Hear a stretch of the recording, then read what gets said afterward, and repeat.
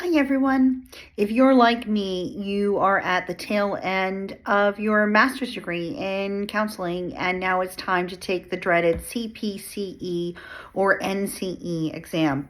And one of the things that I've noticed is a lot of people are really freaked out about statistics. I was not a particularly good maths person, but statistics was something that always made sense to me because it's telling a story. If you think about a lot of the stuff that we do in counseling, it's telling a story too. So from that perspective, I'm hoping that by giving you some information here, it makes the statistics less scary. So the first thing that I think is important to know is just kind of the types of statistics, the types of charts and graphs that you might be doing. And it's based off of four categories. And I use NOIR. So N is nominal. These are things that are named, things like cities and states and zip codes and male versus female. Even in the nature of male versus female, if you're going for binary, non-binary, at some point you're going to run out of a list. So it's either this one or this one, it's this one or this one. Age, date, things like that. So it tends to be like very, well, it's named.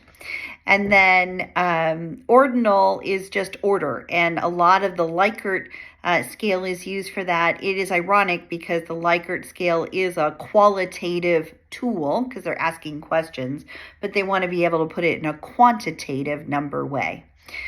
So ordinal is the Likert scale. It's the easiest way to remember it. And then I is interval.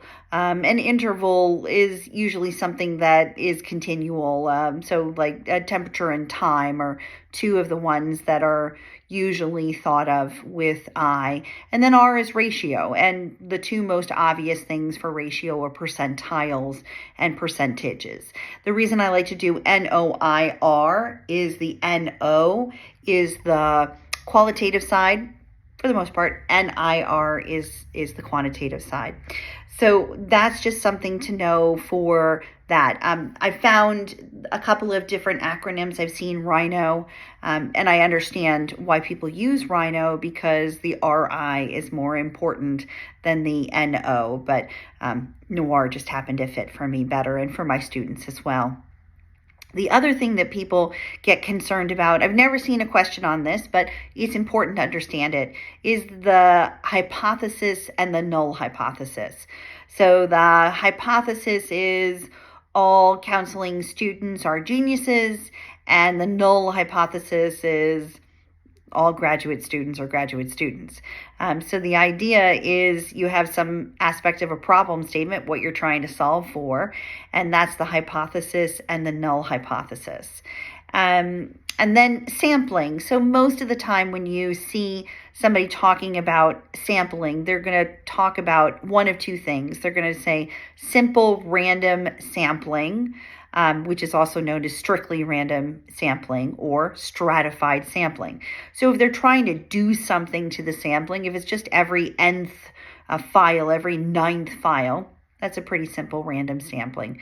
A stratified sampling, it's going to look much more in the weeds. So you'll automatically know if you see something that just doesn't look like it's the norm.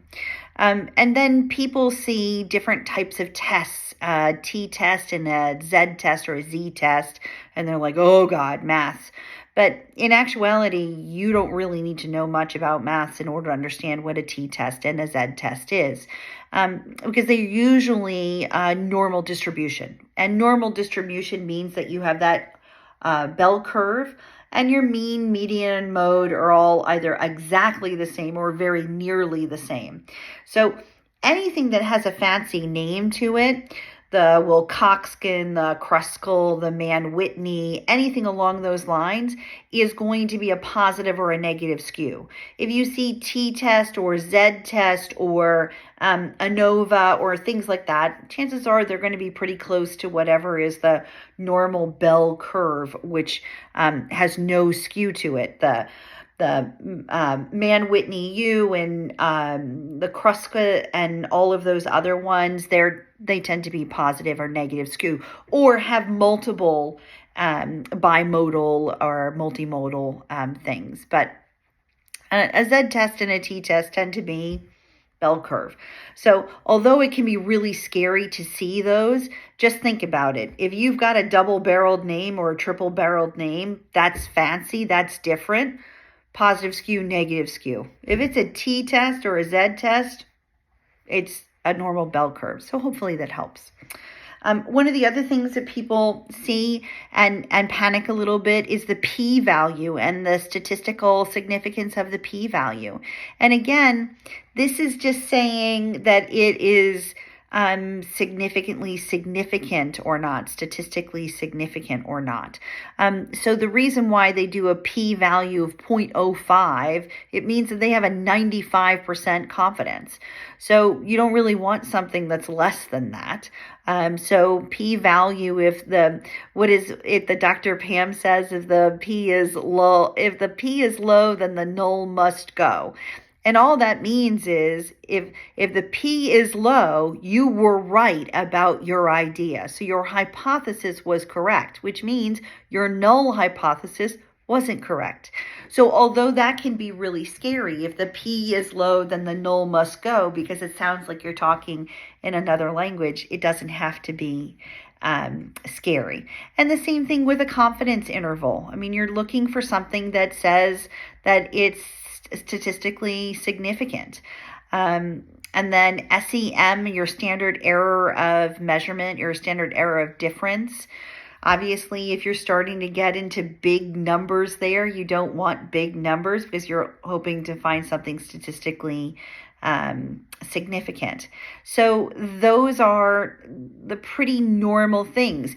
If you see a standard deviation, and again, on a t-test and a z-test, it's always the same because your mean median mode is almost always the same or the same. So if you see a standard deviation of plus or minus 1, then you know all the numbers are going to be really close together. If you know the standard deviation is plus or minus 15, then you're going to know that it's going to go out in 15 increments, both sides. So although it can be really scary to look at some of these things, it doesn't have to be. And so I'm hoping that this is helpful, that you're understanding a little bit more about statistics. I'm rooting for you.